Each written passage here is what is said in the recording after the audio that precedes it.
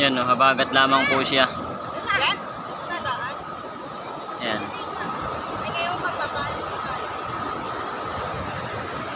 Habagat lang siya kaya malakas ang alon. Pero pinong-pino naman ang buhangin niya. So 1 hektarya po ito, napakamura po nito.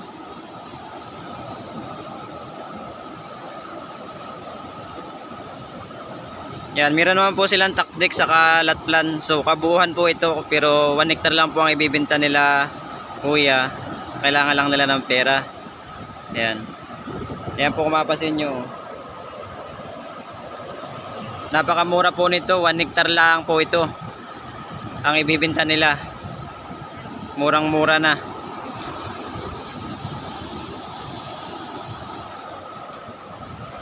Ayan, may mga cottage na sila oh. Ayan. So kalsada talaga to. Ayan yung kalsada. Ayan, may mga cottage na siya. Ayan o, may tricycle. Ayan yung motor ko. Ayan yung kalsada. So meron siyang mga niyog, more or less na lang ito, 200 ka punong niyog. Ang frontage dito sa tabi ng dagat, 45 meters ang pinakang front. Ayan. Ayan o. Brown siya, ang buhangin niya brown, pero pinong-pino naman ang buhangin niya. O, pino ang buhangin. Kaya napakaganda.